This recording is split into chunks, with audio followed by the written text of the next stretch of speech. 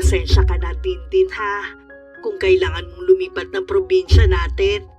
Iba na kasi ang priority ng tita Badet mo ngayon na may asawa na siya. Ayos lang po, ma. Naiintindihan ko naman kayo eh. Tsaka naiilang din po ako kay Tito Jerry. Hindi ko naman kasi siya lubusan na kilala. Isa nga rin yan sa dahilan kung bakit mas ginusto ko na dun ka na sa Lola Alicia mo. Ang ikinalulungkot ko lang po, mapapalayo ko sa mga kaibigan ko. Iba pa rin po kasi kung sa personal ko sila nakikita. Bata ka pa naman eh. Makakahanap ka pa ng mga bagong kaibigan. Siguro nga po, pero hindi ko pa rin sila kakalimutan. Kapag nandun ka na sa probinsya, sundin mo lang ang lola mo kagaya ng pagsunod mo sa tita Badet mo dito. Opo, inay. Magpapakabait po ako doon. Lagi kong aalalahanin ang mga pangarap niyo sa akin. Malaki ang tiwala ko sa iyo, anak. Kaya kahit babalik na ako sa ibang bansa, hindi ako masyadong nag-aalala sa iyo. Kaya lang sobrang mamimiss kita. Mamimiss ko rin po kayo. Mag-iingat po kayo doon, ha? Oo, anak. Para sa iyo mag-iingat ako doon. Kapag nakatapos ka na ng pag-aaral, magkakasama rin tayo. Ang utang ay parang apoy. Kapag maliit ay madaling patayin. Kapag lumaki na ay mahirap nang kontrolin. Hi, Miss Gwen. Ilang beses ko pong pinag-isipan kung susulat ba ako sa inyo para ikwento ang karanasan ko dito sa probinsya ng lola ko sa Antique. Humingi muna kasi ako ng permiso sa nanay ko at kay Lola Alicia. Tawagin niyo na lang po ako sa palayaw na Dindin. 18 taong gulang na sa kasalukuyan. Sa Manila po ako lumaki at nung 15 anyos ako kinailangan kong umuwi ng probinsya namin. Dahil babalik na sa ibang bansa ang nanay ko para magtrabaho. Sa probinsya po nagsimula ang karanasan ko. Nasisimulan ko nang pumasok ako sa nilipatan kong eskwelahan. Oh, iniisip mo na naman ba ang mama mo, ha, Apo? Opo, Lola. Lagi ko po siyang naiisip. Sana bumilis na ang araw at makagraduate na ako. Gusto ko na kasing makasama si Mama. Nauunawaan kita. Pero sana maintindihan mo rin ang mama mo. Nagtitiis siya na malayo sa'yo para mabigyan kanya ng magandang kinabukasan. Naiintindihan ko naman po si Mama. Hindi ko lang po maiwasan ang malungkot at mangulila. Sana hindi ka manibago sa lugar na ito. Malayong malayo kasi ito sa Maynila eh. Sa umpisa lang naman po siguro. Katagalan, masasanay na rin ako. Sa isang linggo naman pasukan nyo na rin. Hindi ka na maiinip. Kumpleto na ba ang mga gamit mo, ha? Opo, Lola. Sa Maynila pa lang namili na kami ni Mama. Mabuti naman kung ganon. Kay Tito Mike mo nga pala magpapadala ng allowance ang mama mo. Sa akin sana kaya lang wala naman akong kahit anong ID. Nasaan na nga po pala si Tito Mike? Naku, kapag hindi siya nagagawi rito, abala yun sa manukan niya. Yun kasi ang pinagkakakitaan ng tiyuhin mo Lola, matanong ko nga lang po, bakit wala pa ring pamilya si Tito Mike?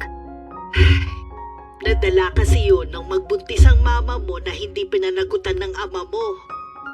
Parang sinisisi niya ang sarili. Kasi nga kaibigan niya ang lalaking yun. Ngayon ko lang po nalaman yun. Lola, may balita ba kayo sa tunay kong ama? Wala, Apo Isang beses ko lang din siya nakita noon. Kahit po kasi litrato, walang maipakita si Mama. Kalimutan mo na ang taong yun. Tutal hindi naman siya nagpakaama sa iyo Curious lang naman po ako kaya ko yun naitanong sa inyo. Ang pag-aaral mo na lang ang pagtuunan mo ng panahon, ha? Hanggang makauwi ang mama mo rito. Pakiramdam ko ng mga sandaling yun, meron tinatago si Lola Alicia na ayaw niyang malaman ko. Nabanggit ni Mama dati na iisang probinsya lang sila ng papa ko. Pero taga-ibang barangay nga lang siya. Sa ngayon, kailangan ko munang pagtuunan ng panahon ng pag-aaral pag-aaral ko. Magkahalong kaba at excitement ang nararamdaman ko sa nalalapit na pasukan. Nang dumating ang araw ng Lunes, maaga pa lang nasa eskwelahan na ako. Dahil maaga ako, nakapili ako kung saan ako uupo. Nakilala ko na rin ang iba kong kaklase. Tanghali na rin dumating ang advisor namin. Ikaw pala yung galing Maynila? Ako nga po, ma'am. Hindi ba maganda ang turo sa Maynila at lumipat ka pa rito? Nakikitira lang po kasi ako sa tiyahin ko doon eh. Nag-asawa na po siya kaya kinailangan na akong lumipat dito. Sa lola ko po ako nakatira ngayon. Siguro malakas ka sa principal, no? Ang dami na kasing estudyante dito tumanggap pa ng dayo. Nag-enroll po ako. Tsaka sa pagkakaalam ko po, bawal tanggihan ng estudyante sa mga public school. Mahilig ka siguro makipagsagutan sa mga teacher mo, no? Ang galing mo kasing mga tuwiran eh. Kausap niyo po kasi ako, kaya sumasagot lang ako. Sige na. Dahil bago ka lang dito, doon ka sa pinakalikod. Sige po. Kung talagang magaling ka, kahit saan ka naman umupo, makakasabay ka sa klase ko. Sa pinakadulo na malapit sa bintana ako pumwesto. Unang araw ko pa lang pakiramdam ko hindi na ako gusto ng advisor ko. Parang mabigat ang dugo niya sa akin. Yung ibang subject teacher, okay naman sila. At ramdam ko mainit na pagtanggap nila sa akin. Sa buong klase naman, nakasabay naman ako sa turo. Pagkatapos ng klase, dumiretso na ako ng uwi. Nakahanda naman ang merienda ko na niluto ni Lola Alicia. Kumusta naman ang unang araw mo, Apo? Ayos lang naman po, Lola. Marami na agad akong naging kaibigan. Mabuti naman kung ganun. Sino nga pala ang advisor ninyo? Si Ma'am Angie po. Kilala niyo po ba siya, Lola? Oo. Taga rito din siya sa barangay natin. Malapit sa manukan ng Tito Mike mo ang bahay niya. May pagka-istrikta nga po siya kumpara sa iba kong teacher eh. Sinisindak ka lang nun dahil bago ka lang. Ganun po ba, Lola? Gagalingan ko na lang po sa klase niya para hindi niya ako pag-initan. Kapag meron siyang sinabi o ginawa na hindi maganda, magsumbong ka lang sa akin, ha? Ano po ba ang pagkakakilala niyo sa kanya, Lola? Kung sa bagay, malalaman mo rin naman sa katagalan eh. Mabuti pa nga na sabihin ko na. Naireklamo na yun dati dahil sa ginagawa niyang pangungutang sa mga estudyante niya. Hindi ko lang alam kung totoong hanggang ngayon ginagawa pa rin niya. Grabe naman po siya, Lola, kung ginagawa pa rin niya yun. Napansin ko nga po sa mga kaklase ko, hindi naman ganun kaganda ang buhay ng iba. Nakita ko nga po yung baon ng iba, nilagang saging at kamote lang. Kaya nga nakakaawa kung totoo nga yun eh. Palibhasa nga kasi kamag-anak niya ang principal. At ilan sa mga guro doon magkakamag-anak kaya nagtatakipan. Nakakaawa naman po ang mga estudyanteng inuutangan niya. Siya nga pala, nabanggit mo bang apo kita? Hindi po, Lola. Hanggat maaari, iwasan mong banggitin ang pangalan ko para hindi ka niya pag-initan. May issue po ba sa pagitan niyo ni Ma'am Angie? Wala naman sa kanya pero sa asawa niya meron. Siyempre, dun siya kakampi. Ang dami ko pa sanang gustong itanong kay Lola Alicia. Kaya lang may dumating siyang bisita. Iniwan na muna niya ako sa kusina. Nung gabi, dumating naman si Tito Mike. May mga dala siyang gulay at prutas. Inabot din niya sa akin ang perang pinadala ni Mama. Bakit po madalang lang kayo pumunta dito, Tito Mike? Pasensya ka na. Busy ako eh. Kumusta na nga pala sa eskwela ang pinapasukan mo? Hindi ka ba nanibago? Hindi naman po. Si Ma'am Angie nga po palang advisor namin. Ha? Ang babaeng yun pa? Anong grade ka na nga pala? Grade 10 na po. Oo nga. Siya talaga ang advisor mo. Ang malas mo naman pala pamangkin. Binanggit nga po sa akin ni Lola Alicia na palautang daw si Ma'am Angie. Naireklamo na nga raw yun dati eh.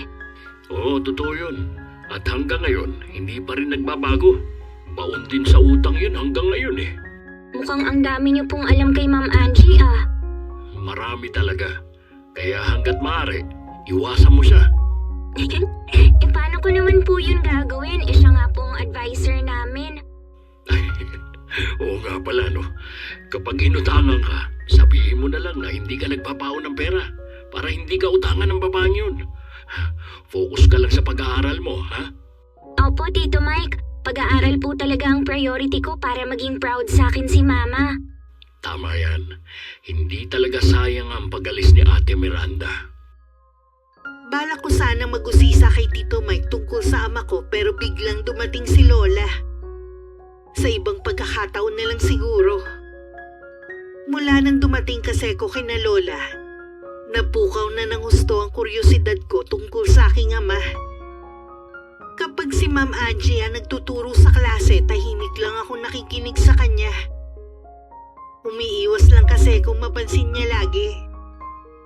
Sa kanya lang naman ako ganito. Sa ibang teacher, nagpa-participate naman ako. Bakit ba tuwing oras ng klase ko, tahimik ka lang? Nakikinig naman po ako sa inyo, Ma'am. Nakita ko ang report card mo, matataas lahat. Pero tingin ko, may ginawa kang hocus-pocus dun. Hindi po totoo yun, Ma'am. Totoong grade ko nakalagay sa report card ko. Hindi ko naman kasi nakikita na matalino ka eh. Sa buong klase ko, hindi ko man lang narinig ang boses mo. Pasensya na po, Ma'am, kung tahimik ako sa buong klase ninyo. Kahit naman po ganun, sigurado namang may natututunan ako sa inyo. Sana nga. Dahil oras na magbigay ako sa inyo ng exam at mababa ang nakuha mo, sinisiguro ko sa'yo na ibabagsak kita.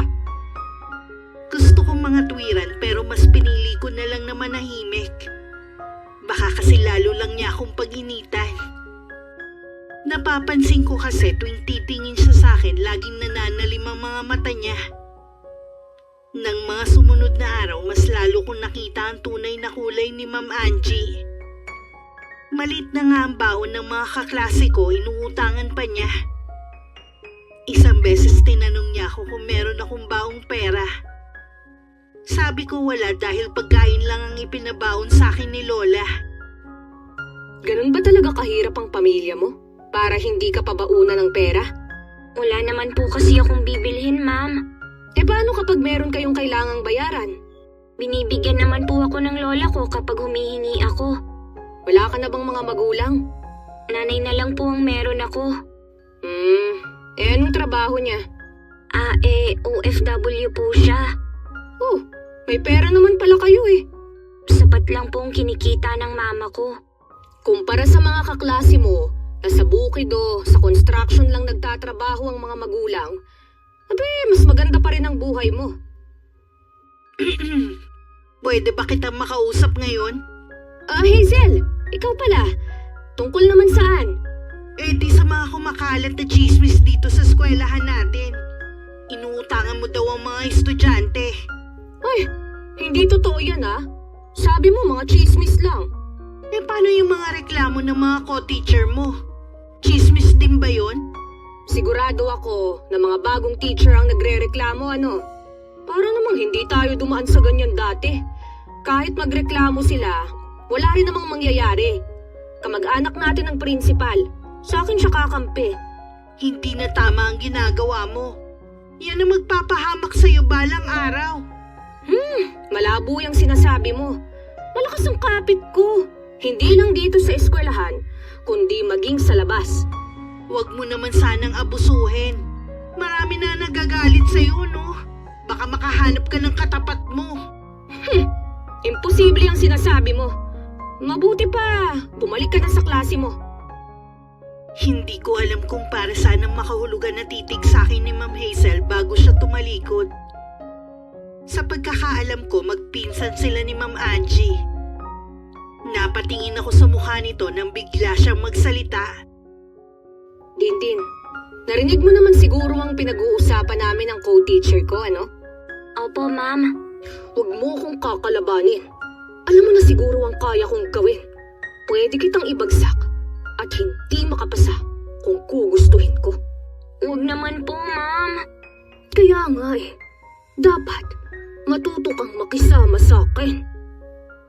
Wala akong magawa kundi tumanguna lang. Isa pa sa mga napansin ko, lagi siyang kumakampi sa isa naming kaklase na si Angelica. Bully, siga at dominante siya.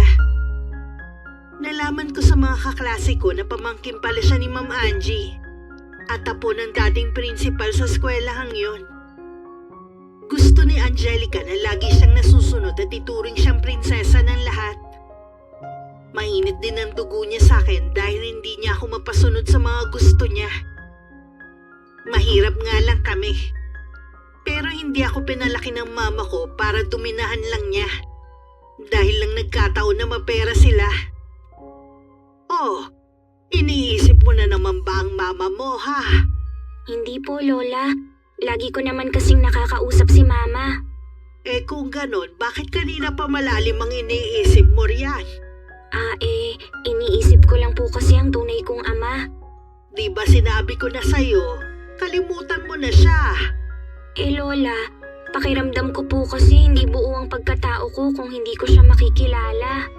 Wala naman kasing nakakaalam kung nasa na siya ngayon kahit ang pamilya niya. Bigla siyang naglahong parang bula noon nang malamang buntis ang mama mo. Kung sakali po ba na bigla na lang siyang magpakita, papayagan niyo kaya ako na makaharap siya? Hindi ako ang magpapasya niyan, kundi ang mama mo. Pero kayo po ang kasama ko. Bahala na, iha. Mahirap kasing magpasya kung hindi pa naman nangyayari. Sa ngayon, wag mo munang isipin yan. Opo, Lola. Kumusta nga pala ang pag-aaral mo? Ayos lang naman po. Ang bilis ng panahon, no? Ilang buwan ka na rin dito sa amin. Oo nga po at hindi rin ako nakakaramdam ng pagkainip. Mabuti naman nakagamaya mo na ang pagtira dito. Basta kapag may problema ka, magsabi ka lang sa akin, ha? Tapos na ang first quarter, bigayan na ng card. Ganun na lang ang gulat ko na makita ang nag-iisang mababang grade ko. Napatingin ako kay Ma'am Angie na nakatingin din sa akin ng mga sandaling yun. Bukod tangi siya lang ang nagbigay sa akin ng mababang marka. Bala ko sana siyang kausapin pero pinigilan ako ng mga kaklase kong sina Ana at Jillian. Sabi nila sinadya daw yun ni Ma'am Angie para hindi ko maungusan si Angelica. Hayaan ko na lang daw para hindi ako lalong pag-initan. Parang may mali sa mga grade mo, apo ah. Tama ba ang nakikita ko, ha? May isa kang subject na mababa. Hindi ko po alam, Lola, kung bakit mababa ang ibinigay sa akin ni Ma'am Angie. Baka po hindi sapat ang ginagawa ko. May problema ba, apo? Pinag-iinitan ka ba ni Angie? Wala po akong problema. Iba-iba po talaga ang mga guro. Hindi naman sa lahat ng subject magaling ako. Pagbubutihin ko na lang sa susunod. O sige, basta ang sakin lang hindi ka nagdaramdam sa nakuha mong grado. Hindi po, Lola. Grade lang naman po yan. Mas importante pa rin po ang diskarte sa buhay pagkatapos ng pag-aaral. Sa bagay nga, tama ka rin. Alam ko namang hindi ka lang mahusay sa academic. Magiging mahusay ka rin sa buhay balang araw. Lola, kanina po pala pag uwi ko, may nadaanan ako nagkakagulo sa labas. Ano po ang pinagtatalunan nila? Sa paluwagan yata. Isinasali nga nila ako noon Tumanggi lang ako. Dapat yung silitang sa sahod na. Ang problema, yung may hawak ng pera pinautang si Angie. Sabi babalik naman agad bago ang pasahod. Si Ma'am Angie po ba na teacher ko? Oo, wala nang iba. Hipag niya kasi yung may hawak ng pera Ewan ko ba, hindi na sila nadala. Matindi po pala sa pangungutang si Ma'am Angie. Kahit po kasi sa eskwelahan, nagrereklamo na rin ang mga co-teacher niya dahil sa utang. Malakas ang loob niya dahil alam niyang kakampihan siya ng principal niyo. Hindi lang po pala sa utang sikat si Ma'am Angie Alam ko tamad din siya magturo. Laging late pumasok at walang pakialam sa mga estudyante niya. Ewan ko ba kung paano siya naging teacher? Sana naman po hindi ko na siya maging subject teacher sa mga susunod na taon. Konti lang kasi ang nagtuturo doon, kaya malamang maging teacher mo pa rin siya sa susunod. Parang gusto kong manlumo pero wala naman akong magagawa. Dahil ganun sa eskwelahan na pinapasukan ko. Parang gusto ko nalang magpalipat. Kaya lang sa bayan pa ang sunod na eskwelahan. Kailangan kong mag-dorm kung sakali. Alam kong mag-aalala lang si mama kung sasabihin ko yun. Kaya minabuti ko na lang na itago ang gusto kong gawin. Nang sumunod na araw, hindi nagturo si Ma'am Angie. Usap-usapan na pinatawag daw to sa barangay dahil sa mga utang. Hindi lang daw iisang tao nagrereklamo kundi 5 katao. Ha! Mabuti na lang hindi mo nakatuluyan ng Angie na yon. Malabo naman yun. Dahil ako mismo nakipaghiwalay sa kanya noon. Wala na talagang kahihiyan ng babaeng yun eh. Sa tingin ko po sakit na niya ang pangungutang. Dalaga pa siya, ganun na siya. Sa akin, ang laki ng utang niya. Pero hinayaan ko na lang. Sa akin din naman at sa ate Miranda mo. Tapos siniraan pa niya ang ate mo noon. Nay, pinuntahan nga ako ni Angie nung isang araw Ano, para mangutang? Opo. Sabi ko, wag na ulit lalapit sa akin dahil ayoko na magalit ang asawa niya. Baka bigyan pa ako ng mali siya ang pagpunta niya Isa rin sa dahilan kung bakit hindi sila makaahon-ahon sa utang dahil sa bisyo ng asawa niya. Ganun na nga po. Ang kawawa, yung 2 nilang anak. Dahil hanggang ngayon wala ka pa ring asawa, baka akala niya meron pa siyang pag-asa na makipagbalikan sa'yo. Malabo na po yun. Kaya wag kayong mag-iisip ng ganyan. Hindi pa naman huli ang lahat Bakit hindi mo buksan ang puso mo at manligaw ulit? Hindi ko na po naiisip yan. Gusto ko na lang na tumayong ama ni Dindin. Siya nga pala. Nagtatanong si Dindin tungkol sa kanyang ama. Inaasahan ko na po yan kapag umuwi siya rito sa atin. Hindi na naman maliit na bata si Dindin Talagang magtatanong na siya tungkol sa ama niya. Kung ako lang mas gusto ko na lang nakalimutan na niya ang kanyang ama. Wala naman yung naging ambag sa buhay niya Meron naman po, Nay. Paano mabubuo si Dindin kung wala siya? Alam ko na masaya kayo dahil nandito siya. Nakikita ko na lagi kayong umingit Inaamin ko, ibang saya na nandito si Dindin. Sana noon ko pa siya tinanggap. Di sana matagal nang naging masaya ang bahay na ito. Huwag niyo na pong isipin ang nakaraan. Ang mahalaga, yung ngayon. Hindi rin lang si Dindin na naghihintay sa pag-uwi ng mama niya. Pati na rin ako. Gusto ko kasi makausap ang ate mo para ipaalam sa kanya na wala na akong tampo sa kanya. Siguradong matutuwa si ate kapag narinig niya yan sa inyo. Halos 1 linggo ring wala si Ma'am Angie. Marami sa amin ang mas natutuwa dahil wala siya. Maliban kay Angelica. Hindi kasi siya makapagmaldita sa aming mga kaklase niya. Dinadaan na lang niya sa pagtitig ng matalim sa amin. Samantala, desperada na si Ma'am Angie kung saan siya kukuha ng pambayad niya sa mga pinagkakautangan niya. May 2 rin kasi siyang nag-aaral na anak sa koleyo at walang trabaho ang asawa niya. Kahit tinatablan na ng hiya, nagpa siya pa rin siyang lumapit ulit kay Tito Mike. Ano na naman ang ginagawa mo rito? Mike, baka pwede namang makautang sa'yo. Nabalitaan mo naman siguro kung anong nangyari sa akin, di ba? Pasensya ka na, Angie. Hindi kita matutulungan sa problema mo. Tsaka ayoko madamay. Wala na kasi akong malapitan Bakit hindi ka lumapit sa mga kamag-anak mo rito? Lumapit na nga ako sa kanila Pero wala na rin silang maipahiram sa akin. Wala silang kwentang mga kamag-anak. Sa tingin ko kasi, nasa iyo ang problema. Noon pa, hilig mo na mangutang, tapos hindi ka naman marunong magbayad. Nakikiusap naman ako sa'yo. Wala ka namang pamilya Kaya alam ko na wala kang pinagkakagastusan. Anong wala? Nandiyan pa si inay at ang pamangkin ko. Gusto kong akuin ang pagiging ama sa kanya, kaya gusto ko siyang suportahan kahit papano. Pamangkin? Sino naman? Yung anak ni Ate Miranda, nasa bahay na siya ni Inay. Binuhay pala siya ni Miranda. Akala ko hindi niya itutuloy. Nasa Maynila lang sila noon. At kahit kailan, hindi naisip ni ate na ipalaglag ang anak niya. Nasa na nga pala ang kapatid mo? Nasa abroad siya. Yun naman pala eh. Bakit kailangan mo pang suportahan ng pamangkin mo? Kaya naman ni Miranda. Labas ka na sa gusto kong mangyari. Hindi ka pa rin nagbabago. Suplado ka pa rin. Mabuti pa, umalis ka na. Baka makita pa tayo ng asawa mo na nag-uusap kung ano na naman ang isipin nun. Maya-maya lang galit na dumating si Mang Dondon at susugurin na sana ang tiyuhin ko. Pumagit na naman agad si Ma'am Angie. Umuwi na tayo. Hindi mo ba talaga titigilan ang asawa ko, ha?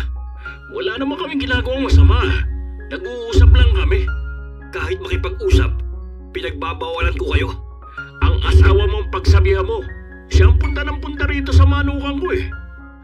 Ang sabihin mo, may gusto ko pa rin sa asawa ko. At hanggang ngayon, umaasa ka pa rin na makikipagbalik siya sa'yo. Kahit kailan, hindi yan sumagi sa isip ko. Masaya na ako sa buhay na meron ako ngayon. Huwag ka nang mag-eskandalo dito. Halika na, umuwi na tayo. Isa ka pa, ang tigas ng ulo mo. Siguro nagsisisigan na ako ang pinili mo kaysa sa kanya. Pwede ba? Doon na lang kayo mag-usap sa bahay nyo. Inaabala nyo na ako eh. Tarantado ka! Ano ba? Tonton! Umalis na tayo! Lagi ka na lang ganyan! Hindi mo na nga ako natutulungan eh! Hilig mo bang ipahiya ako? Hindi ka mapapahiya kung wala kang ginagawang masama. Kapag hindi ka pa sumunod sa akin, iiwan kita! Napapailing na lang si Tito Mike habang nakasunod ng tingin sa mag-asawa. Napatuloy pa rin sa pagtatalo habang pauwi. Sanay na naman sa eksena ng mag-asawa ang mga taga ron. Alam din nila na si Ma'am Angie ang madalas na pumunta sa manukan ng tiyuhin ko. Araw ng Martes. Pumasok na si Ma'am Angie pero mainit ang ulo niya at kami ang pinagbubuntunan. Lalo na ako. Simple na nga lang ang leksyon natin ngayon. Hindi nyo pa nakuha ang perfect score? Nasaan ang mga utak nyo? Lalo ka na, Dindin. Ang tataas ng grade mo sa ibang subject, pero sa akin, ang baba mo. Pwede niyo naman po kaming kausapin ng maayos. Hindi niyo po kailangang sigawan kami at sabihan ako ng bobo. Bakit? Totoo naman na bobo ka. Magrereklamo ka, ha? Opo, dahil sumusobra na kayo, hindi na tama ang ginagawa ninyo sa amin. Aboy, bastos ka, ha? Totoo talaga ang sinasabi ng ilan. Kapag galing ng Maynila, siga at walang modo. Wala naman po akong ginagawang masama para sabihan ninyo yan. Anong wala? Hindi pa ba masama yung pagsagot-sagot mo sa akin, ha? Grabe naman po kasi kayong magsalita. Kahit na, teacher mo pa rin ako. Wala kang karapatan na sumagot sa akin. Dalhin mo bukas ang lola mo o kung sino ang guardian mo. Malibhasa kasi, wala kang ina na sumusubaybay sa'yo. Kaya ganyang kakabastos at kawalang modo. Sige po, isasama ko bukas si Lola Alicia. Lola Alicia? Sino ba ang nanay mo, ha? Miranda ang pangalan ng mama ko. Si Lola Alicia po ang nanay niya. Oo nga, kaapelido mo sila. Bakit ba hindi ko agad naisip? Bukas po ng umaga, makakaasa kayo na kasama ko na si Lola Alicia. Ay, hindi na kailangan. Unang beses mo lang naman itong ginawa kaya palalampasin ko na. Pero sa susunod, ipapatawag ko na ang lola mo. Kaya huwag ka na sanang magsusumbong kung ayaw mong babaan ko ang grade mo. Hindi agad ako nakapagsalita dahil nagulat ako sa biglang pagbabago ng tono nito. Napansin ko rin ang pamumutla ni Ma'am nang marinig ang pangalan ni Lola Alicia. Kahit ang iba kong kaklase, nakitaan ko rin ang kakaibang takot. Mula nun biglang bumait sa akin si Angelica.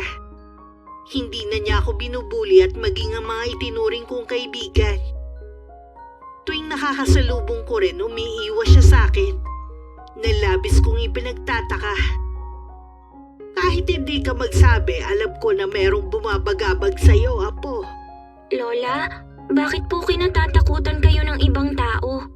Ayun ba? Nung araw kasi kilala ko na kapag nagalit, nang hahabol ng itak. Ah, talaga po? Matagal ng panahon na yun. Pero yung iba kasi na nakaranas, hindi pa rin makalimutan. Kaya hanggang ngayon iniiwasan pa rin ako. Ang tapang niyo po siguro nung araw, Lola, no? Oo. Dahil sa katulad kong walang tinapos at ayaw maloko ng ibang tao, tapang lagi ang pananggalang ko. Kaya po pala ganun na lang ang takot ni Ma'am Angie nang banggitin ko ang pangalan ninyo. May utang din po pala siya sa inyo. Ang ama niya ang isa sa mga hinabol ko ng taga nung araw. Kahit siya, pinagbantaan ko na tatagain ko kung hindi siya magbabayad sa akin. Pero hanggang ngayon hindi naman nagbayad.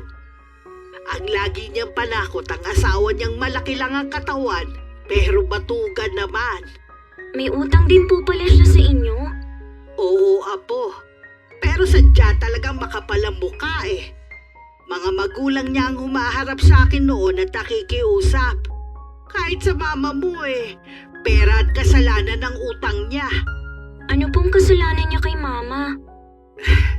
Naging magkaibigan kasi sila noong araw. Walang kamalay-malay ang mama mo na umuutang si Angie gamit ang pangalan niya. Ang mama mo ang nagbayad sa mga utang ng babaeng yun. Ang tindi pala ni Ma'am Angie. Kahit nga po ibang co-teacher niya, nirereklamo na rin siya. Madalas siyang topic ng mga yun. Hindi na nga siya tinatablan ng hiya Pero oras na gawang kanya ng hindi maganda, muli niyang gigisingin ang kabilang bahagi ng pagkatao ko. Hindi lang po siya maganda magsalita. Kahit po sa ibang kaklase ko ganon siya magsalita. Ayoko lang na maglilihim ka sa akin, Apo. Hindi ko po gagawin yun. Nang mga sumunod na araw, kapansin-pansin ang biglang pagbabago kay Ma'am Angie. Mabait na siyang makipag-usap sa akin. Binalaan naman ako ng isa kong kaklase na ganun daw yun kapag may hihinging pabor. Minsan dumating ang in-order niya sa online. Lumapit siya sa akin at humihiram ng pera. Sinabi ko na wala akong baon na pera dahil puro pagkain lang ang pinapadala sa akin ni Lola. Naulit pa ang ginawa niyang pangungutang sa akin. Pero ganun pa rin ang sagot ko. Hanggang sa mapuno na siya sa akin. Sinungaling ka Alam ko meron kang baong pera. Nakita kita na bumili sa kantin. Kung meron man po akong dala, sapat lang po. Madalas po talaga, wala akong baon na pera. OFW ang nanay mo, Ineng. Nag-iisa ka lang na anak. Kaya wag mo nga akong pinagloloko, ha? Kung OFW man po si Mama, wala na po kayong pakialam doon. Labas na po kayo sa buhay namin. Ang hirap mo namang pakiusapan. Akala mo, ikayayaman mo ang pagdadamot mo. Hindi nga po siguro, pero tama lang na pahalagahan ko ang perang pinapadala ni Mama. Maliit na halaga lang naman ang hinihiram ko sa'yo Mga kaklase mo nga na simple lang ang buhay, pinapahiram ako. Tapos ikaw hindi. Kaya lang naman sila nagbibigay dahil natatakot sila sa inyo.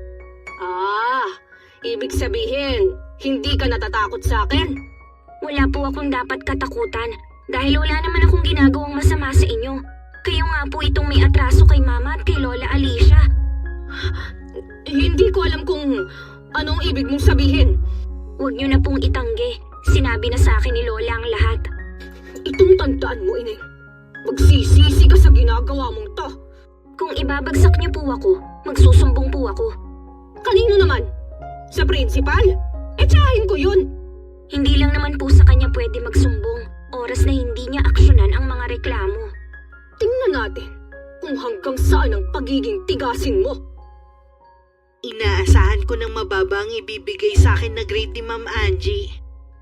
Pero hindi ko na yun dinamdam. Naniniwala ako na lahat ng masamang ginagawa niya may katapusan. Minsan pag-uwi ko may nakasalubong akong babae na galing sa bahay namin. Tansya ko kasing edad lang siya ni Mama. Nang magtama ang mga mata namin, bahagya siyang ngumiti sa akin. Lola, sino po yung magandang babae na nakasalubong ko? Siya si Alma. May anak din siyang nag-aaral sa eskwelahan na pinapasukan mo. Ano po ang sadya niya? Humingi lang siya ng payo sa akin. Tungkol po saan? Tungkol sa principal ng paaralan ninyo. Galit din pala siya sa teacher mong si Angie Ano po ba ang problema niya sa principal namin? Sinabi niya na kaya malakas ang loob ni Angie na gumawa ng kalokohan dahil tiyahin niya ang principal at mga pinsan niya ang ibang teacher kaya siya laging pinagtatakpan. Siguro po kung mawawala ang principal, medyo magbabago ang eskwelahan namin. Kaya lang po, bata pang principal namin para magretiro. Alam ko naman yun. Nasa 4 o 3 taon pa bago siya magretiro. Masyado pang matagal ang paghihirap na dadanasin yung mga estudyante. Oo nga po. Ano pong gustong mangyari ni Aling Alma? Wala naman, iha. Naglabas lang siya ng saloobin niya. Naisip ko nga po, parang gusto ko na lang pong magpalipat. Kaya lang po marami na akong naging kaibigan dito. Konting tiis lang, apo, ha? Magbabago din ang lahat. Sana nga po, Lola. Alam ko na isa ka rin sa nakakaranas ng kalupitan sa eskwelahan na yan. Pero ayaw mo lang magsumbong. Ayoko po kasing gawing komplikado pa ang lahat. Hindi naman po ako nasasaktan Syempre, ibang usapan na oras na masaktan ka. Hindi na talaga ako papayag nun. Nang sumunod na araw, nabalitaan na lang namin na nagkasakit ang principal. Namaga daw ang buong katawan nito hanggang sa hindi na makalakad. Naging usap-usapan din na wala na daw makapagpagaling na doktor dito. Kaya ang hinala ng ilan baka kinulam ang principal. Lingid sa amin sa pagkawala ng principal, medyo nabahag ang buntot ni Ma'am Angie. Nakaramdam din siya ng takot dahil wala nang pinakamalakas niyang kakampi. Aling Alicia, ano ho ang ginagawa niyo rito sa bahay ni Tia Lydia? Dinalaw ko lang siya. Imposible na nga pala siyang makabalik bilang principal dahil sa kalagayan niya. Kung ganun ho pala, tama ang sinasabi nila na malala ang kalagayan niya. Parang ang bilis naman ng pangyayari. Huling nag-usap kami, malakas pa siya at masigla. Hindi kaya totoo ang hinala ng ilan na may kumukulam sa kanya? Ibig bang sabihin marami ang galit sa kanya? Hindi ko ho alam. Matindi ang may galit sa kanya kaya siya nagawang ipakulam. Siguro marami siyang ginawang masama sa kapwa niya. Hindi ko ho alam. Hindi ko naman kasi siya nakakasama lagi Higit kanino man, ikaw ang nakakakilala sa kanya. Sabi ko nga po, hindi ko siya laging nakakasama. Kung ako sa'yo iwasan mo na siya. Baka pati ikaw damay ng tao may galit sa kanya. Kung totoo ngang kinukulam siya. Dadalawin ko lang naman siya ngayon. Sige, mauna na ako sa'yo, ha? Ikaw pa lang yata sa mga kamag-anak niya ang dadalaw sa kanya Aling Alicia, sandali lang ho. May sasabihin ka pa ba? Alam niyo siguro na estudyante ko ang apo niyo na si Dindin. Oo, alam ko. Pagsabihan niyo ho ang apo niyo dahil mahilig mga tuwiran sa akin. Kaya ba parating mababa ang grade na ibinibigay mo sa apo ko? Hindi naman po siya ganun kagaling sa klase ko Kaya tama lang na ganung grade ang ibigay ko. Baka dahil hindi mo lang siya nauutangan kaya ganon. Ano ho? Sinabi ba niyang inuutangan ko siya? Walang isinusumbong ang apo ko. Bakit niyo nasabi yan? Dahil kilala na kita. Binabalaan kita, Angie. Huwag na huwag mong idadamay ang apo ko sa mga estudyanteng binibiktima mo. Wala po akong ginagawa sa apo niyo. O sa kahit na sinong estudyante.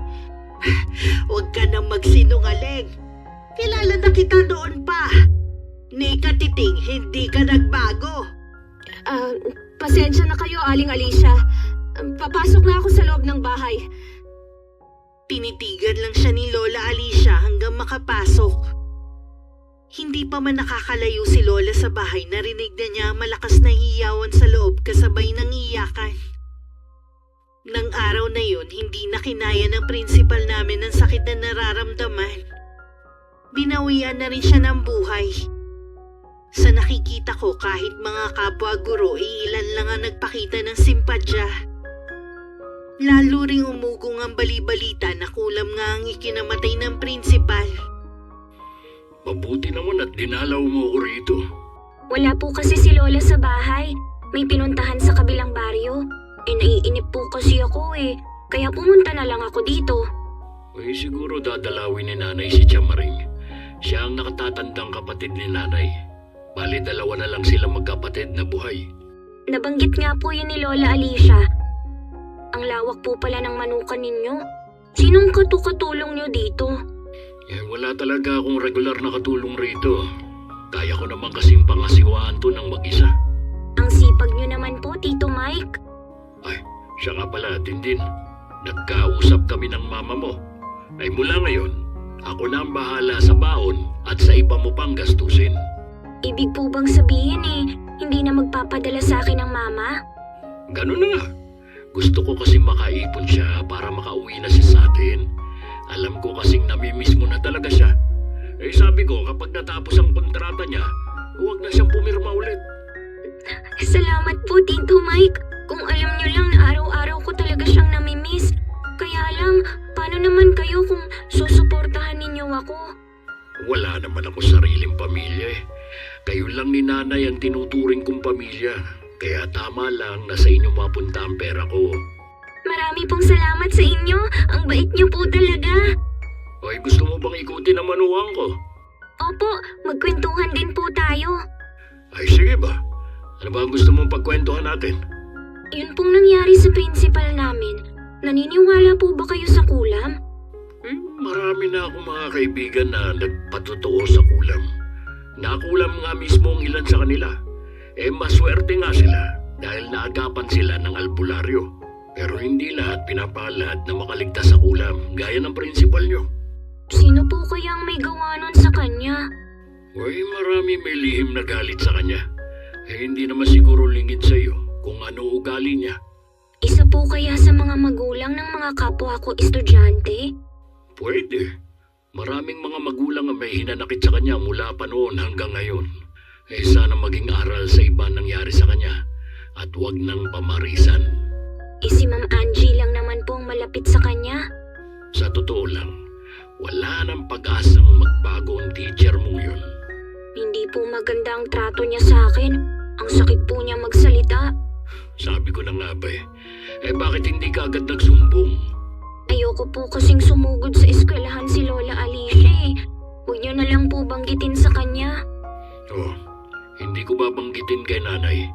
Pero kahit hindi ka magsumbong, alam niya nangyayari sa'yo. Hindi lang naman po akong pinagsasalitaan niya ng masasakit. Pero matindi lang sa akin. Ilang beses ko po kasi siyang tinanggihan na pautangin. Ay, bilib talaga ako sa kapal na mukha ng babaeng yun. Ibang klase talaga. Inihatid pa ako ni Tito Mike sa bahay namin. Kararating lang din ni Lola Alicia. Habang pauwi ang tsuhin ko, iniisip niya ang sinabi ko sa kanya. Sakto namang malapit na siya sa bahay ni Ma'am Angie. Nasa labas ito at nagwawalis sa bakuran. Naisip na rin niyang kumprontahin hanggang maaga pa. Mike, ikaw pala. Akala ko kung sinong nakatayo dyan Pasok ka muna. Huwag na. May gusto lang sana akong sabihin. Ano yun? Tigilan mo yung pamangkin ko. Wala pa siya sariling pera para utangan mo. Mahiya ka naman sana. Hindi naman totoo ang isinusumbong ng pamangkin mo Ginagawa mo na yan dati pa at hanggang ngayon. Ilang estudyante na ba ang lumipat dahil sa'yo? Huwag ka naman ganyan sa akin. Teacher ako. Hindi ko sisirain ang propesyon ko dahil lang dyan sa inaakusa mo. Huwag mo rin pag-iinitan si Tintin. Hindi siya dayo lang dito. Pagkatapos na nangyari sa tiyahin mo, dapat magtanda ka na. Maniwala ka sa akin. Hindi ko inuutangan ng mga estudyante ko. Aminado ako na lubog ako sa utang. Pero hindi ko magagawa ang mga naririnig mo. Gusto lang akong siraan ng mga taong yun dahil sa inggit. Ano na naman ang dapat kainggitan sa'yo? Kita mo nga, hanggang ngayon, nakapisan ka pa rin sa mga magulang mo. Mula noon hanggang ngayon, bound ka pa rin sa utang. Umalis ka na nga lang kung iinsultuhin mo lang ako. Para matahimik tayo pareho, tigilan mo na ang pamangkin ko. May atraso ka pa nga sa amin eh. Huwag mo nang dagdagan pa. Lingid ka na, Tito Mike, nasa di kalayuan si Mang Dondon. Kulang na lang maglabas ng apoy ang mga mata nito sa pagkakatitig sa kanila. Noon pa kasi pinagseselosa na niya ang tiyuhin ko. Dahil sa pag-aakalang may pagtingin pa rin ito sa asawa niya. Minsan din kasi namin nakabiyak na nagsisisi ito na siya ang pinakasalan. Ilang araw pagkatapos nun, umuwi sa amin si Tito Mike. Pinamahala daw muna nito ang manukan sa katiwala. Ilang araw na raw kasing masama ang pakiramdam niya. Hindi pangkaraniwan ang sakit mo. May nakaalitan ka ba nitong mga nagdaang araw, ha? Wala, Bonay. Maghapon lang ako sa manukan ko eh. Mabuti na isipan mo umuwi ngayon dito sa bahay. Ano po kaya sakit ko? Bakit hindi tumatalabang gamot na binabili ko? Dahil hindi natural na sakit ang nararamdaman mo, kundi meron nagbigay nito sa'yo. Huwag niyo pong sabihin na may kumukulam sa akin. Ganun na ka. Kaya kita tinatanong kung may nakaalitan ka. O di kaya may nakainuman ka na hindi mo kilala. Matagal na po akong hindi umiinom. Ano bang masakit sa'yo, ha? Ito pong tiyan ko eh. Wala pong tigil sa paghilab. Nagsusukat, nagtatay din po ako. Mahiga ka lang dyan. Ako nang bahala sa'yo. Habang ginagamot ni Lola Alicia ang tiyuhin ko, tahimik lang ako nagmamasid sa kanilang dalawa. Noon ko lang din nalaman na marunong palang manggamot si Lola. Kitang-kita ko ang pamimilipit sa matinding sakit ni Tito Mike. Parang wala na ring dumadaloy na dugo sa ugat niya sa sobrang putla niya. Sa tindi siguro ng nararamdaman na wala ng malay ang tiyuhin ko. Ayos lang po ba si Tito Mike, Lola? Oo, Apo. Nakatulog lang siya. Palagay ko ilang gabi na rin siyang hindi makatulog. Mabait po si Tito Mike. Sino po kayang gumawa nito sa kanya? Selos ang dahilan kung bakit siya pinakulam. Ito, lumabas sa kapirasong papel na ito. Wala naman po akong nakikita sa hawak niyong papel, Lola. Hindi ito makikita ng pangkaraniwang tao. Bukod tanging ako lang ang nakakaaninag sa nakalagay sa papel na ito. Hindi ko po alam na magaling kayong manggagamot, Lola. Sana, Apo. Ikaw ang magmana ng aking kaalaman sa panggagamot. Sana po, Lola. Gusto ko pong manggamot katulad niyo. Bantayan mo muna ang Tito Mike mo, ha? May kailangan lang akong puntahan. Babalik din ako agad. Saan po kayo pupunta, Lola? Sa bahay ni Angie. Sa teacher ko po. Bakit po? Tsaka ako nasasabihin sa'yo, ha? Binantayan ko na lang si Tito Mike na wala pa ring malay. Napansin ko rin habang tumatagal lumalaki ang tiyan niya. Hanggang para na siyang nakalulun ng pakwan. Samantala, makailang ulit munang kumakatok si Lola Alicia bago siya pinagbuksan ni Ma'am Angie. Bakas pa sa mukha nito ang gulat pagkakita kay Lola. Aling Alicia, anong ginagawa niyo rito? Nasaan ang asawa mong si Dondon? Ha? Bakit niyo naman ho siya hinahanap? Sagutin mo na lang ang tanong ko. Nasa loob ba siya? Wala ho siya. Mga magulang ko lang ang nandito, tsaka mga anak ko. 3 araw na po siyang hindi umuwi rito. Nagpaalam siyang uuwi sa kanila. Napakalaking duwag talaga ng asawa mo. Ano ho bang kasalanan ng asawa ko sa inyo? Pinakulam niya si Mike dahil sa matinding selos. Si Mike? Sigurado po ba kayong asawa ko ang may gawa? Sigurado ako. Isa akong manggagamot. Hindi ako maaaring magkamali. Pangalan ng asawa mo ang lumabas sa papel na ginagamit ko. Kumusta na po ngayon si Mike? Hindi pa bumubuti ang lagay niya. Sabihin mo sa asawa mo, binibigyan ko lang siya hanggang bukas para bawiin ang sumpa sa anak ko. Dahil kung hindi, ibabalik ko sa kanya ang ginawa niya. Ipapasundo ko po siya sa anak ko ngayon. Pero wisyo na talaga kayong mag-asawa. Huwag naman po kayong magsalita ng ganyan. O bakit? Eh kung totoo naman ang sinasabi ko, alam kong may pagtingin ka pa rin sa anak ko. Yun siguro ang nararamdaman ng asawa mo. Kung sakaling meron pa po, wala naman akong magagawa eh. Dahil may pamilya na ako. Wala po akong balak na sirain ang pagsasama namin ng asawa ko. Hindi yun ang nakikita ko sa'yo. Sigurado namang sasama ka agad sa kanya. Mabuti na lang matagal nang walang nararamdaman sa'yo ang anak ko. Sa inyo pala nagmana si Mike. Magkasing talas ang mga dila nyo eh. Eh natural, dahil sa akin siya lumabas. Nasabi na po ninyo ang kailangan nyo. Umalis na kayo. Ilang sandali din tinitigan ni Lola ang kaharap bago naglakad palayo. Pagdating sa bahay, nadatnan niyang gising na si Tito Mike. Nang malalim na ang gabi, pinatulog na ako ni Lola Alicia kahit wala namang pasok kinabukasan. Siya na lang daw ang magbabantay sa tiyuhin ko. Magpakatatag ka, anak, ha? Bukas kapag hindi binawi sa'yo ang sumpa, ibabalik ko to sa taong nag-utos na kulamin ka. Kilala niyo po kung sinong gumawa nito sa akin? Oo, walang iba kundi si Dondon. Matindi pa rin ang selos na nararamdaman niya sa'yo. Hindi ko alam kung anong utak meron siya. May anak na sila ni Angie, pinagsesilosan pa rin ako. May kasama na ring inggit dahil mas may narating ka sa buhay kesa sa kanya. Mas inuuna kasi ang bisyo kaysa maghanap ng matinong trabaho. Eh may kasalanan din naman kasi si Angie eh. Tingin ko sa babaeng yun umaasa pa rin sa'yo. Baka nararamdaman yun ng asawa. Wala na po akong pakialam sa kanila. Ang gusto ko lang, gumaling na para masikaso ko na manukan ko. Magpahinga ka na. Bukas magiging maayos na ang pakiramdam mo. Babantayan na lang kita. Kinabukasan, maaga akong nagising. Naabutan ko si Lola Alicia na dinadasalan si Tito Mike. Tingin ko pareho silang wala pang tulog. Hindi ko na lang sila inabala at pumunta na lang ako sa kusina para maghanda ng almusal namin. Bago magtanghalian, bigla na lang nakatayo si Tito Mike. Bumalik na rin sa normal ang laki ng tiyan niya. Magaling na nga po kayo.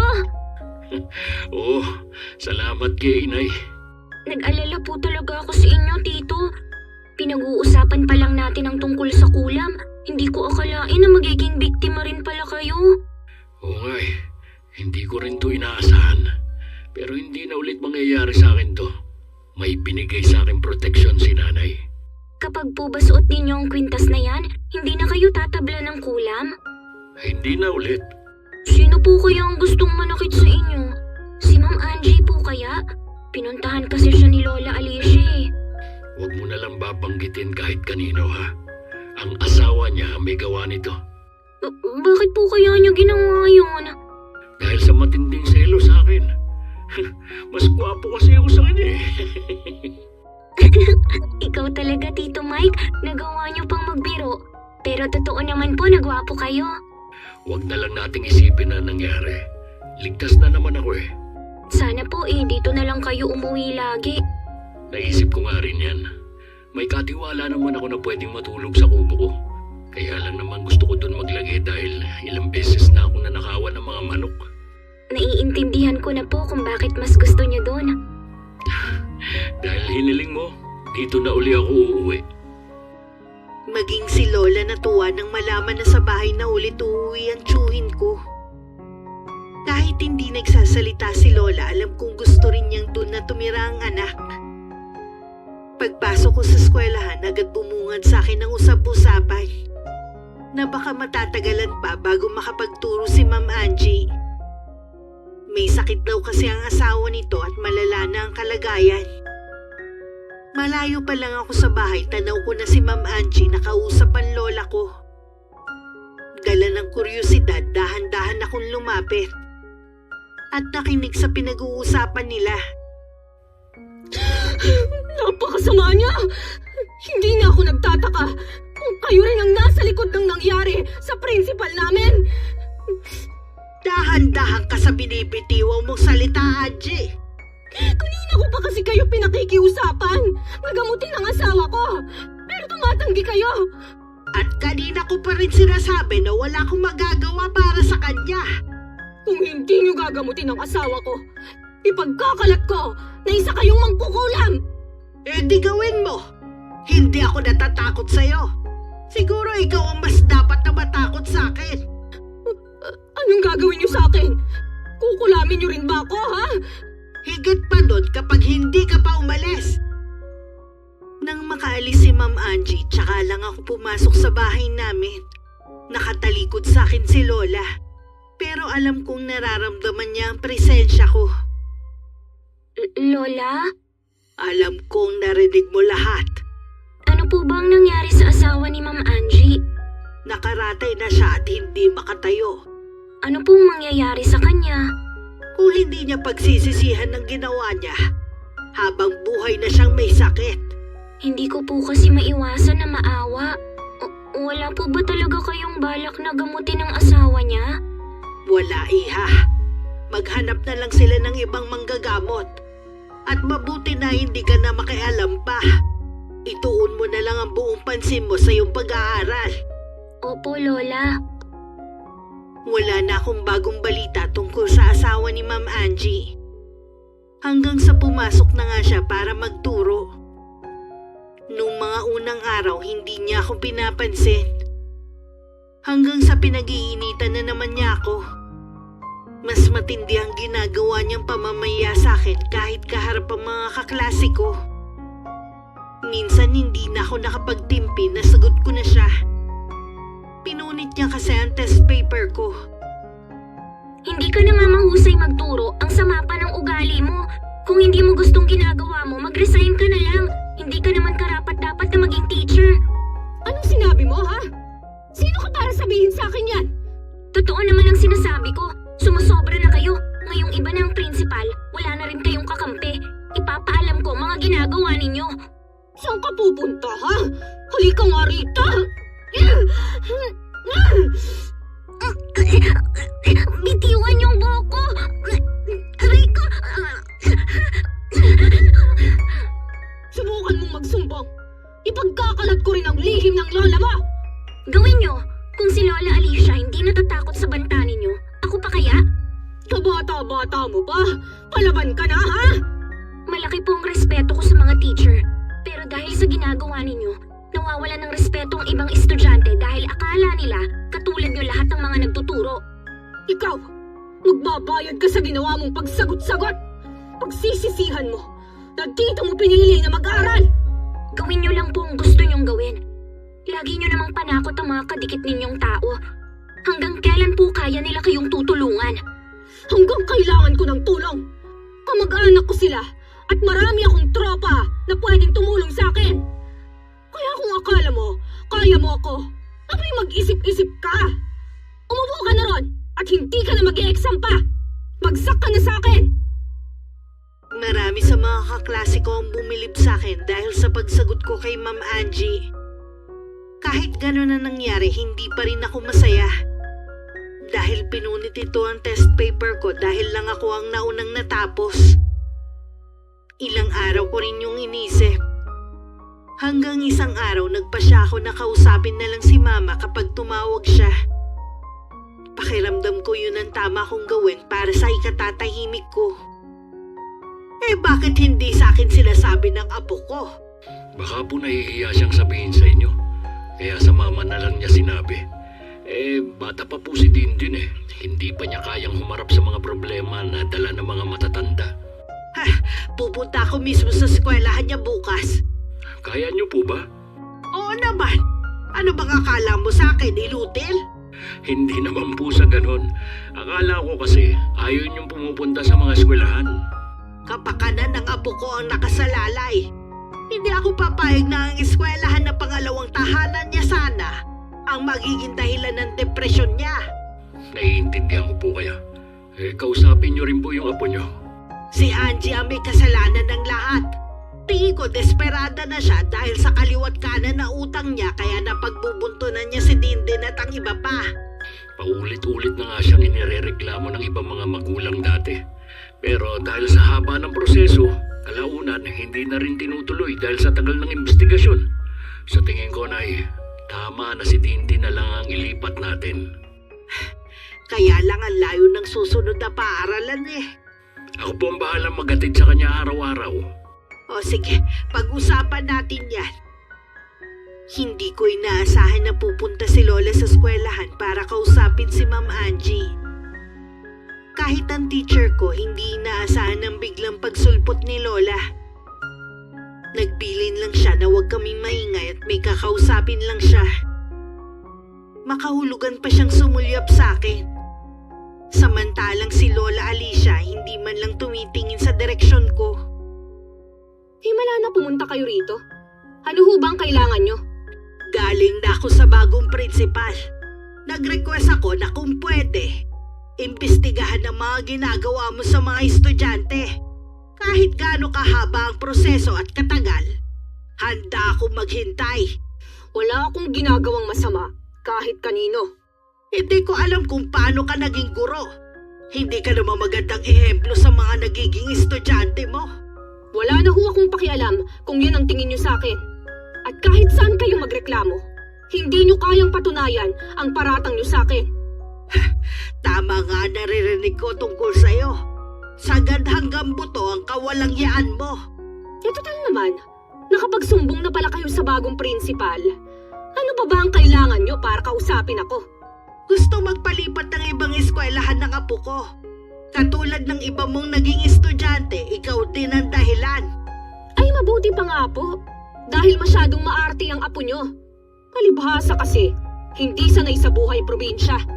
Imbis na maayos ka makipag-usap sa akin nagmamataas ka pa. Hindi habang buhay, may kakampi ka. Nang makaalis ang lola ko, tsaka lang nagpakita ng sobrang pag-aalala si Ma'am Angie. Maya-maya ang silip niya sa labas ng pinto. Para bang anumang sandali, inaasahan niyang merong susulpot doon. Madalas ko rin siyang mahuli na matalim ang titig sa akin.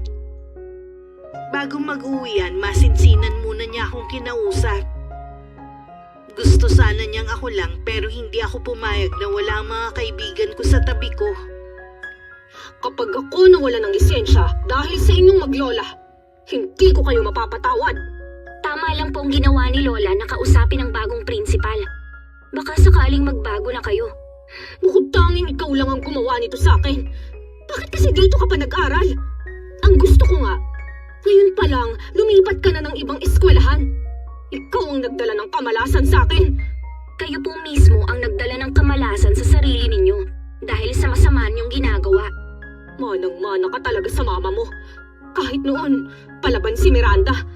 Tinuruan ako ng mama na lumaban lalo na alam kong nasa tama ako. Oo na, ikaw na ang magaling. Sa gagawin ko sa inyong maglola, tingnan ko lang kung hindi niyo pagsisihan ang ginawa niyang pagpunta rito. May kumakalat na chismis sa eskwelahan na mangkukulam daw ang lola ko. Alam kong si Ma'am Angie ang nagpapakalat nun.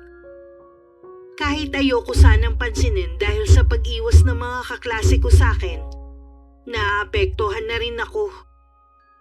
Hindi na rin ako makapag-focus sa pag-aaral.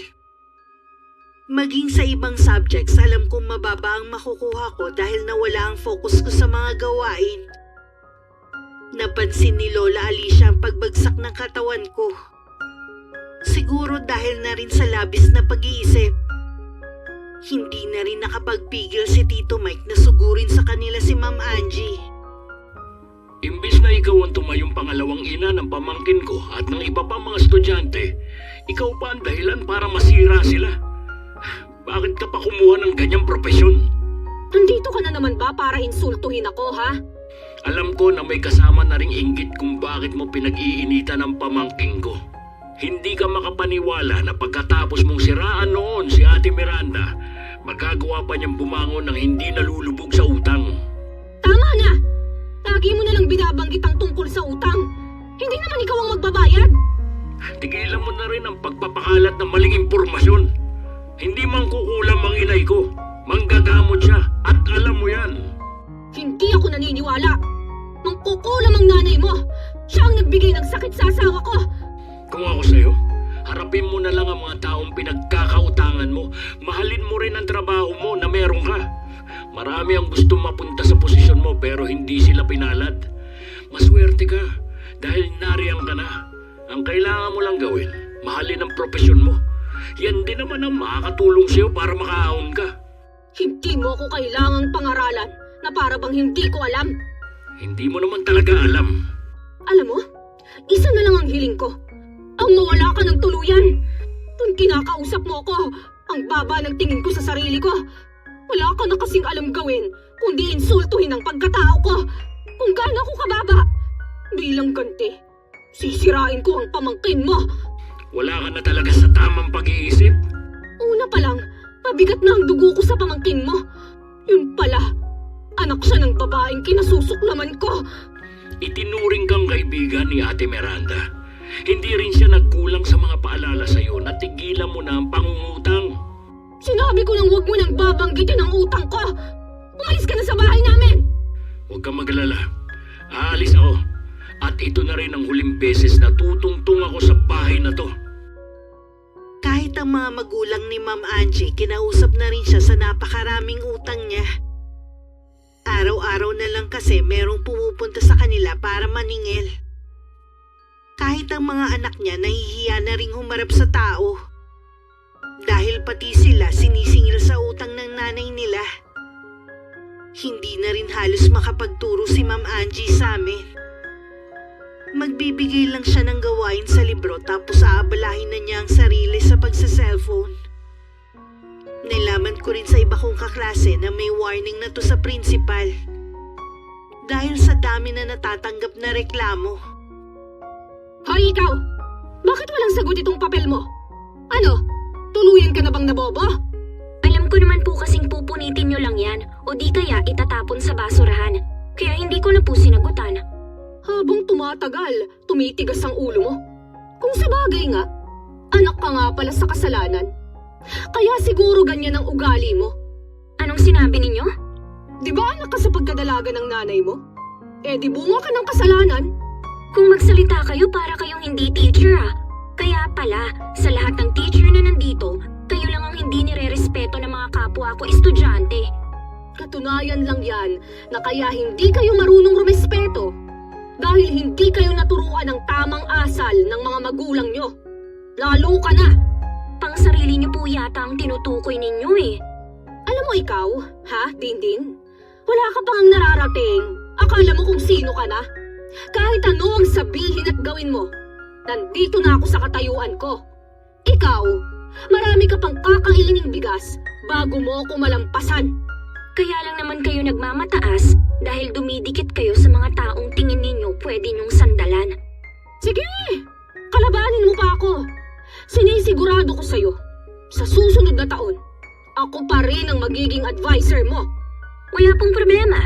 Asahan nyo rin po na araw-araw kong sisirain ang araw nyo. Punitin nyo na po ang papel ko. Wala namang halaga yan. Pinunit nga nito ang papel ko.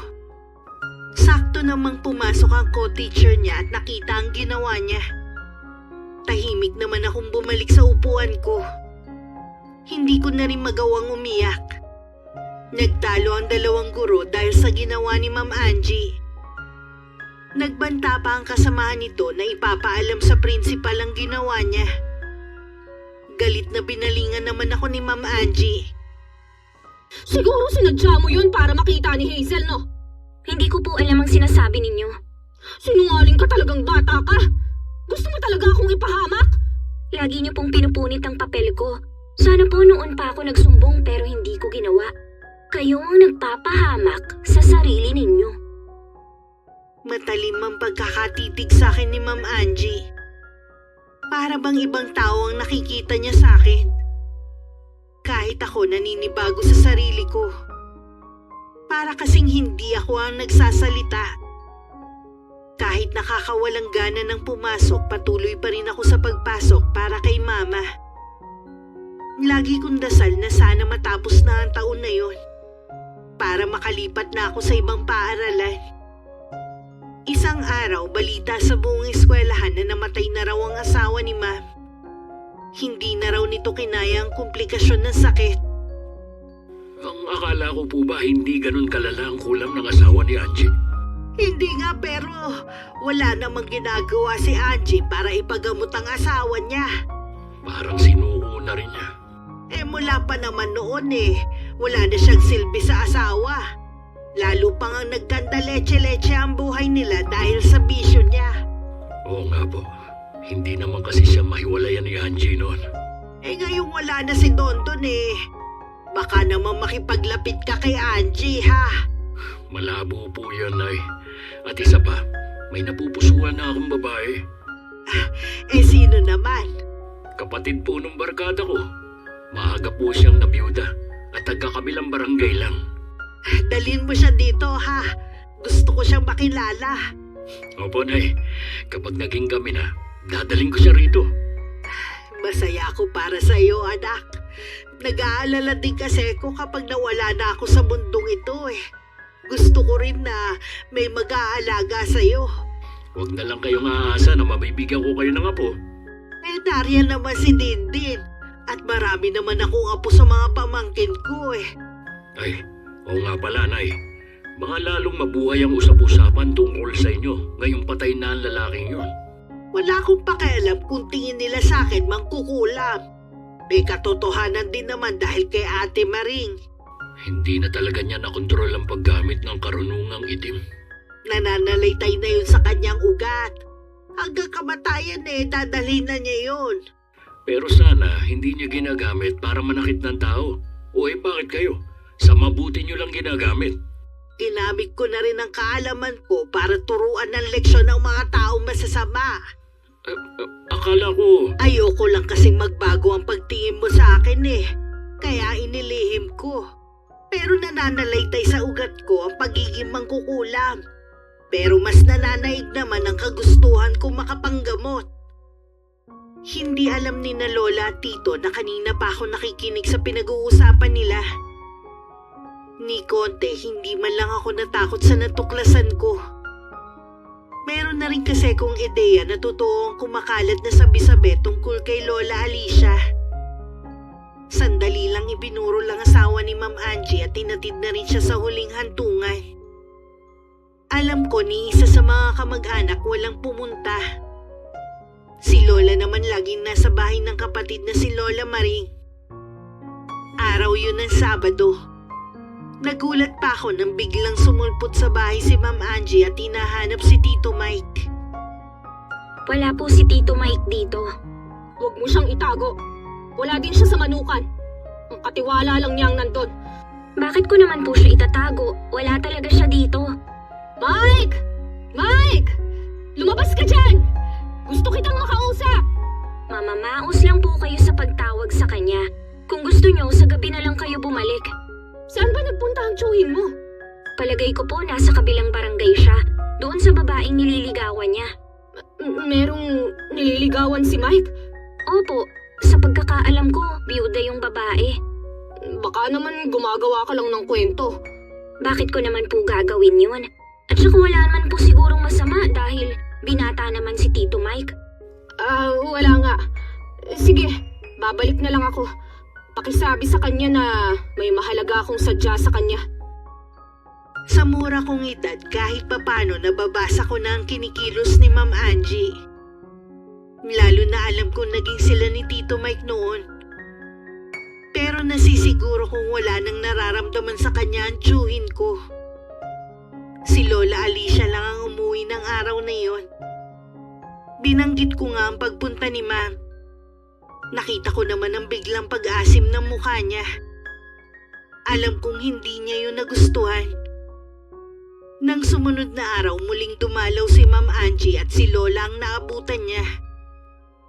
Ano na naman ang ginagawa mo rito? Si Mike ho ang kailangan ko. Wala pang isang buwan na namamatay ang asawa mo ah. Huwag niyo naman sanang bigyan ng mali siya dahil lang sa hinahanap ko si Mike. Ano bang sadya mo sa anak ko? Sa kanya ko na lang po sasabihin. Baka matagalan pa bago siya umuwi dito sa amin. Bakit naman ho? Nakahanap kasi siya ng trabaho sa kabilang barangay. Baka dun muna siya sa nililigawan niya tutuloy. Alam ko kasi may paupahan ng pamilya ng babae.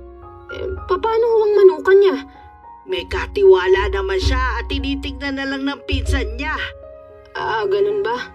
Kung ako sa'yo, huwag ka nang umasa sa anak ko.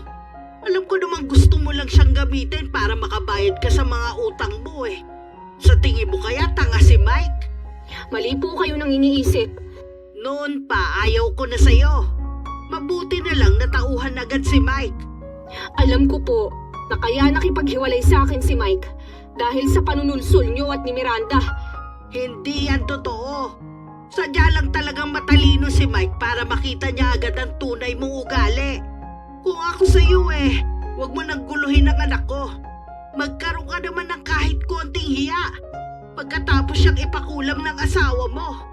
Kaganti na rin naman kayo eh. Wala na ang asawa ko. Na ikinatutuwa mo naman. Nagluluksa po ako sa pagkamatay niya. Katunayan yan, hindi muna ako pumapasok sa klase. Hindi halata sa pananamit mo ngayon. Namula naman ang mukha ni Ma'am Angie. Walang paalam na umalis siya. Lingid sa kanya, marami ng mga magulang ang lumalapit kay Lola para humingi ng tulong. Hindi na sila umaasa na maaaksyonan ng kanilang reklamo laban dito. Pinuntahan ni Lola Alicia ang kapatid para tanungin kung kaya pa nito magsagawa ng orasyon. Pero mahina na to dahil sa katandaan na rin. Wala siyang pagpipilian kundi siya na ang gumawa. Iniisip rin niya kasi ako dahil sa ginawa ng teacher ko. Kumusta naman ang exam ninyo, Apo? Okay naman po, Lola. Hindi pa rin po pumapasok si Ma'am Angie. Hindi ko nga alam kung totoo ang balita na may sakit siya. Sabi kasi ng iba, baka nagtatago lang dahil sa dami ng utang. Mas pabor yun sa'yo at sa iba pa. Oo nga po eh. Masama bang hilingin na sana hindi na siya pumasok? Hindi, Iha. Marami ang humihiling sa bagay na yan. Sana nga po, Lola, wag na siyang magpakita. Dahil sa kanya, iniiwasan ako ng mga kaklase ko. Pero ngayon po, okay na ulit kami. Mabuti naman kung ganon.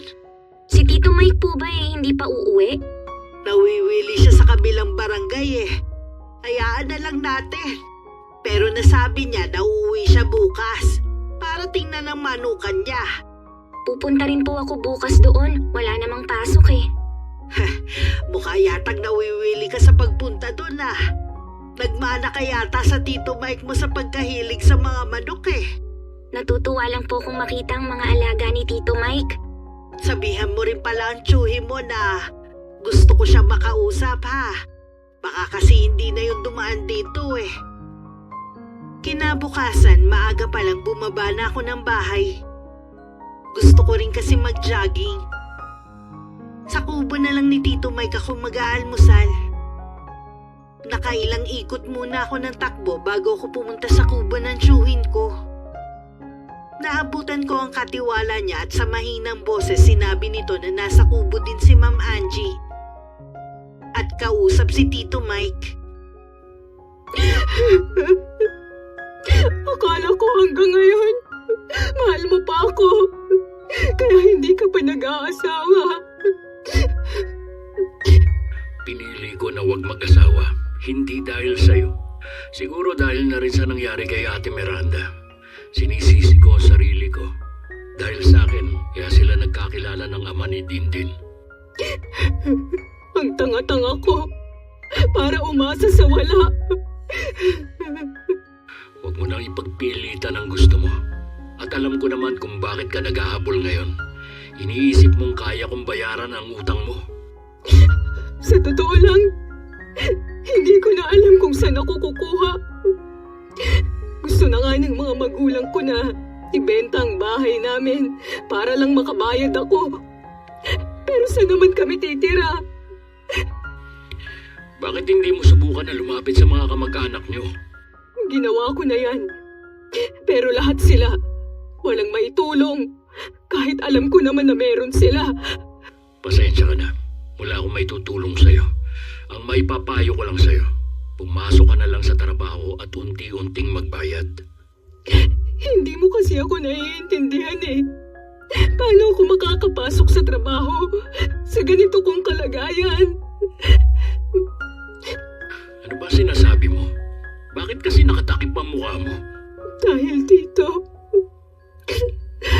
Tingnan mo ako, Mike. Diyos ko, ano nangyari sa'yo? Kulam ito. Hindi ko alam kung sino sa mga nanay ng mga estudyante ko ang may gawa nito. Bago kasi ito nangyari sa akin, ang dami nang nag-chat sa akin na nagbabanta sila na ipapakulam nila ako dahil alam naman daw nila na hindi nila ako maipatatanggal sa eskwelahan. Hindi lang ako ang nagpayo sa'yo. Alam ko marami kami na nagpapatigil sa'yo sa mga ginagawa mo. Dahil balang araw, makakahanap ka ng katapat mo. Lubog na nga ako sa utang eh. Naging nakakadiri pa ang itsura ko. Kaya ako laging may takip. Wala na kasing ginawa ang mga langaw kundi sundan ako kahit saan. Kung totoo na kinukulam ka, lumapit ka sa albularyo. Ginawa ko na yan. Pero hindi ako mapagaling. Baguhan lang kasi ang manggagamot na yun eh. Huwag kang mawala ng pag-asa. Marami naman dyan na albularyo. Ang nanay mo kaya, pwede niya akong gamutin? Hindi ako sigurado. Marami kang ginawa na hindi maganda sa kanya at sa pamangkin ko. Doon na ako lumabas sa pinagtataguan ko. Kahit ako, hindi ko maiwasang mandiri sa mga sariwang sugat sa katawan ni Ma'am Angie. Para yung mga pigsa na iba't iba ang laki. Mabuti nga na nangyari yan sa'yo. Dahil dyan, hindi ka na ulit makakapagturo. Tintin, alam ko na galit ka sa akin. Hindi lang ako, marami kami. Patawarin mo sana ako sa mga nagawa ko. Panahon na lang siguro ang makakapagsabi kung kailan ko kayo mapapatawad. Mataas ang respeto ko sa mga teacher. Pero dahil sa inyo, biglang bumaba ang tingin ko. Dindin, hindi lahat ng teacher katulad ni Angie. Hanggat nakikita ko po siya, hindi mawawala sa akin ang ginawa niya. May mga gabi na hindi po ako makatulog. Tinatanong ko lagi ang sarili ko na baka may mali sa akin kaya ganon niya ako tratuhin. Alam ko, hindi lang ako ang nakaranas ng matinding trauma sa inyo. Lahat ng masasakit na salita, tatanggapin ko. Dahil ako ang nagkamali. Hindi ako naging mabuting teacher sa inyo. Hindi nyo na mabubura ang ginawa nyo. Sana wag na kayong lumabas ng bahay nyo. Habang buhay na lang kayong magkulong doon. Ang mabuti pa, umuwi ka na muna sa atin, Dindin. Pupunta na lang ako doon. Sige po, Tito Mike. Sana ito na rin ang huli niyong pakikipag-usap sa babaeng yan. Galit na galit talaga siya sa akin. Hindi mo siya masisisi. Yan ang epekto ng ginawa mo sa kanya. Dumating dito na mabait at malambing ang pamangkin ko. Ngayon, para siyang tigre na handang manlapa. Alam ko, marami silang naging katulad niya. Dahil sa mga masama akong ginawa. Pero tao lang naman ako eh. Nagkakamali rin. Mga bata mo ngayon, may mga anak ka rin. Ikaw ang pangalawa nilang ina na dapat gagabay sa kanila. Pero anong ginawa mo? Alam ko naman yun. Siguro nga, hindi ako karapat-dapat sa propesyon ko. Patawarin mo ko. Wala akong magagawa na para sa'yo. Kailangan ko na rin umalis. Habang palayo, naririnig pa ni Tito Mike ang pag-iyak ni Ma'am Angie. Mula nun hindi na namin siya nakita. Pero alam namin na hindi siya umalis sa lugar namin. Gumaan na rin ang eskwelahan mula nang hindi na siya pumasok. Hanggang sa kahit ang pagbanggit sa pangalan niya nakalimutan na ng marami. Nagtapos ako ng with honors, Miss Gwen. Dumating din ang mama ko para makasama ko sa pag-akyat sa stage. Sa kanya ko inalay ang pagtatapos ko dahil sa sakripisyo at pagmamahal niya sa akin. Sa tulong ni na Lola Alicia at Tito Mike noon, nagawa kong magpatawad at tanggapin na hindi lahat ng nakakasalamuha ko ay magiging mabuti sa akin. Naging aral sa akin na ang bawat pangit na karanasan ay pwedeng maging sandata para lalo akong maging matatag. Wakas,